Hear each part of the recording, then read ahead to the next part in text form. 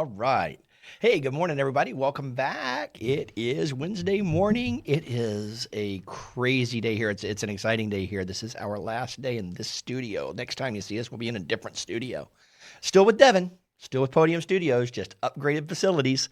So really excited about that. But so today's topic, we're going to do something a little bit different. We're going to start off with a little bit of chat about Product Camp Atlanta. For those of you who are here in the Atlanta market, if you were able to make it, it was a great time. If you missed it, that's okay too. We'll clue you in on a little bit of what we saw. As a matter of fact, we have for our main program today the favorite session of the day was led by Mark Michelson on creating digital twins and synthetic personas. And he's going to redo an updated version of that session here today. It'll be a lot of fun. But first, we're going to talk a little bit more about Product Camp as a whole. And I've got a great panel here today. We're going to talk about what sessions or topics were not proposed at Product Camp that you really wish had been. And this actually has applicability outside of Product Camp Atlanta, outside of Atlanta. If you're outside of Atlanta, we want you to have a little bit of FOMO. You can come visit us next year and be here in person. But we really want to know, what are the types of topics and discussions that you're not seeing out there in the marketplace or at the conferences that you really wish you could get more content on? And what would you like to learn more about? So we had a lot of smart ideas. We had a lot of first-time speakers and a lot of sessions that pushed it forward. But today I'm asking what did not make it onto the board that everybody really wanted. And we're going to start out with our intros. We're going to introduce our guest panel. And first of all, this lady is building products, building companies, and somehow raising 3 tiny humans at the same time. She's the co-founder of Option One Partners and this year's Product Camp Atlanta afternoon keynote speaker. Please welcome Jackie Flake. Hey, Jackie. Hey, good morning, Hey, Jason. good morning. Thank you for having me. You bet. Well, always good to have you. And he can break down a business model, sharpen a strategy, and still get his East Cobb Power Walk in before the sun even thinks about setting. He's the head of product at Career Whisperer and our morning keynote speaker at Product Camp Atlanta. Say hello to John Field. And I think this was your Good first morning, product Jason. camp Good too, right, morning, John? team. Yep. It was my first speaker slot. Yep. Yeah, Yep. excellent. Excellent. And then sitting here in the studio with me, I've stolen more event ideas from this man than anyone else alive. He's the Southeast Region Director of the AI Collective and the winner of this year's favorite session at Product Camp Atlanta. Welcome, Mark Michelson. Welcome, Mark. Good morning. Good morning. And our brand new Product Coffee Insider member, first time product camper, and the proud owner of a camel photo that deserves a story. She's product manager at Card Flight. Please help me welcome Meredith Ireland. Welcome, Meredith. Thanks. Thanks for having me here. You bet. And I'm Jason Brett. I am still not cool enough to have an MC introduce me. All right, so let's get into it. And let's just start with Jackie. Jackie, this is your second time running a keynote at Product Camp. So excited to have you back. But you also get to see a lot. And you didn't get to see a lot as well. What's something that you wish somebody had proposed at Product Camp this year? Yeah, so I was thinking about this. For what I do, being in the recruiting space now, formerly product leader turned consultant and now recruiter, I get to see both sides of the job marketplace, so to speak. Mm-hmm. So I work with candidates, I equally work with hiring managers. And what I'm seeing now is a real gap in hiring managers' ability to hire AI product managers, Mm-hmm. meaning they think they need an AI product manager or they know they need an AI product manager, but they don't know what necessarily to look for in terms of skill sets, soft and hard skills, what that person can bring to the table and how that person can drive their organization forward. They just kind of know high level, I think I need an AI product manager, or they're told you need to hire some AI product managers. So there's a gap there. On the flip side, product managers who aspire to gain valuable AI experience, they might have it or they might not know how to get it, but they know they need it. They don't know how to market themselves as a candidate to become an AI product manager. So if they have the experience, they may not know how to talk about their experience in a valuable Mm-hmm. way that sells themselves to their potential next organization. So I think there's two sides there that are real gaps that I would love to see content on. That makes a lot of sense. And yeah, we're hearing a lot of questions about that here at Product Coffee too. I know last week we had Misha on, and there were questions about, what should I even be focusing on in terms of upskilling myself? What are the top things that I should focus on? And then how do I communicate that? So that's a great point. Great call out. Thanks, Jackie. John, how about you? Which missing topic would have helped product teams or you specifically most in this coming year? There's a lot, and I did the same thing, right? A lot of talk on AI and figuring out the future and growth-oriented conversations. But I think as I kind of reflect back on it, some of the things around customer retention and being able to deepen, interactions with existing features was kind of missing. Ecosystem conversations were kind of missing, right? It's one where certainly I think the things that we could do as a product community by figuring out how to get our products to work together, as opposed to just thinking about how we can move forward with our individual outcomes, would be impactful as well. So for some of these, maybe they're too elementary for people that are attending, but at the same time, I realized it's probably something that I'm not thinking as much about as I should. Yeah, there's a whole spectrum of knowledge and expertise that people are looking for. So I don't think there's, in talking to people we're talking to, I don't think there's anything that's still too elementary. I think there's a lot of people that are craving some of the more advanced content, but also are still trying. There's a lot of people are still trying to get their legs under them and understand the foundation. Well, great to see you. I know you had a really well received session, both you and Jackie did. And let's switch over here now to Mark. Hey, Mark, how you doing this morning? I'm here as a night owl. That's a remarkable achievement. Glad we got you out of bed to get you down here. I really appreciate you coming into the studio and joining us live.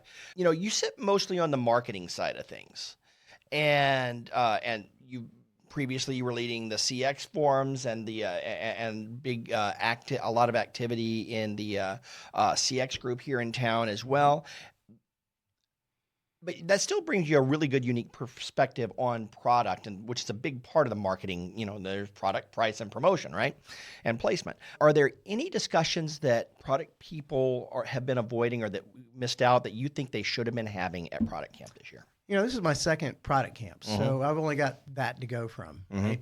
And I perceive this group as being pretty much an advanced kind of group. I see a lot of topics that are a little esoteric, including mine, So, but I think that going back to the basics, one of the things I see as a researcher trying to go in and fix a lot of problems is there's a lot of solutions looking for problems out there. And I think that we need to go back to the basics and sort of understand what are the problems we're trying to solve. What's the big problem? If we don't solve that, you miss the boat entirely. So how do we understand what the customers want and mostly need, before we go out and start creating products? And then I would say step in lightly. If you're really trying to get innovation in a new product, there's ways to do that so easily now with MVPs and vibe coding and all that. But focus on the problem. Not necessarily the solution. Yeah, absolutely. I don't think that can be said enough. And you're right. As I look back at the sessions that we had, we did talk a lot about solutioning. We did not talk nearly as much about the identification of the opportunity as we did. I think your session covers on that a little bit.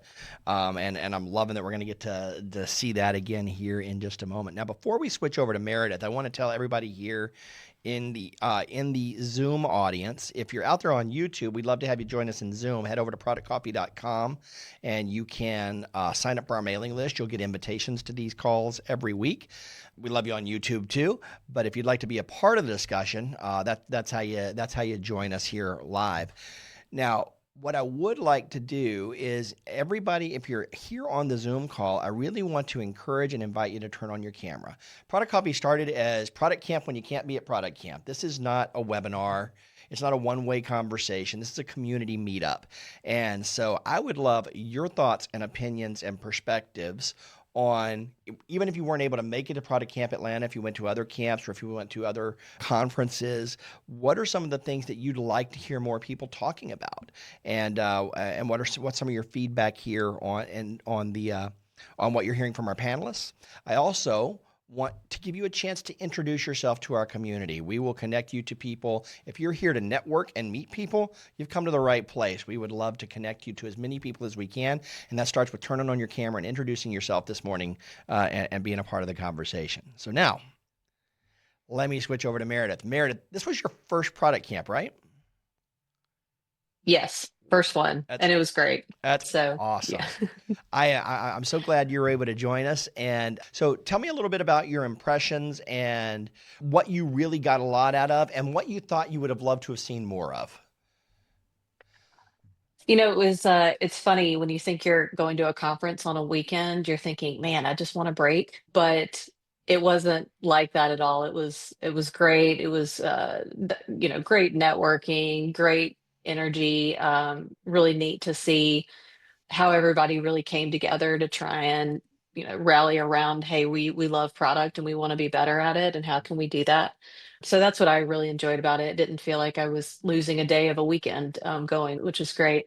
I was kind of one thing that I was thinking on, it was maybe a piggyback off of what Mark was saying, but there was a lot of talk about agents and agentic AI and that type of thing. But what I'd like to see in the future is going back to kind of the use cases. So maybe what are the internal problems we're trying to solve? What can we automate? Those types of things. Mhm. And then actually having sessions where maybe we all bring our laptops and we actually build an agent from the ground up together, just to be able to take an actual use case and build something around maybe automating something or giving us faster, more efficient information, whatever that might be.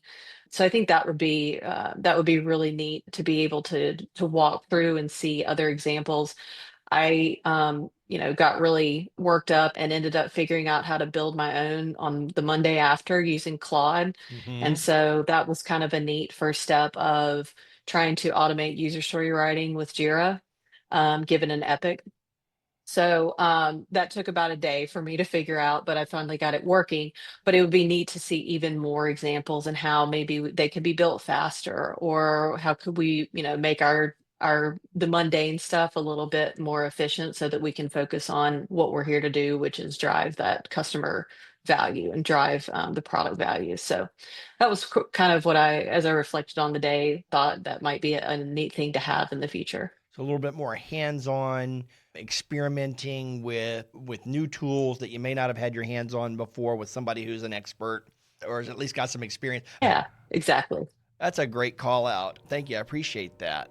Mark Michelson has been around the marketing, customer experience, and now the AI world, especially as it pertains to marketing and really thinking about how to bring these new technologies to bear to get our jobs done for quite some time, for longer than I've known him.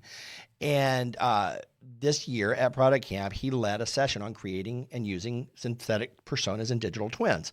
And the thing is, these synthetic personas and digital twins are finally becoming practical tools for product teams. There's a lot of debate as to how much you should lean on them and how much you can use them. But when you're thinking about relying only on the interviews you can get in person and waiting on your stakeholders, and realize that you can now build these reproducible, grounded profiles from public signals, and you can run faster interview loops. And so Mark is going to talk more about that and how you can actually do it yourself and put it to use. So getting into the hands-on, how do I actually put these tools to use? That's what we're going to talk about here today. Welcome, Mark. I'm glad you could be here. Well, I'm glad to be here as well. I'm just working on figuring out how to open this up. And let's jump in. So I'm going to share my screen real quick, I hope. And there we go. So is it sharing the right screen is the question. It should be, I can't see it. So is it? I'm seeing us in Zoom right now on your screen. But I am seeing your screen, yeah. Do you see how to create? Okay. I do not. You don't. Let me see if you see it now. Do you see that? Take a look again. Let's see. Anything there? Oh, I saw it on there. There we go. We got That's it on. it. So if you pin the product copy view, you'll see the slides if you're on Zoom. And it looks like we're getting, I don't know if we're getting there on your Zoom screen, but pin the product copy screen and you'll be able to see it. There you go. Okay, so jumping into how to create and use synthetic personas. First of all, I was really surprised it got picked because it's a kind of esoteric title, but I'm really glad that it did. and got voted for that. And I was incredibly surprised that I was chosen as the favorite session. But now, when I think about it, it makes a lot of sense, especially for product people. Being from the marketing research side of things, we explore a lot of different kinds of concepts and tests and things. So I really got into AI years and years ago, back in about 2015, trying to code open-ended responses. And so Microsoft BI had a nice tool. And then, of course, later on, there was more and more built-in AI tools, right? But it wasn't until just a few years ago that we really had our hands on the good Gen AI tools that are out now.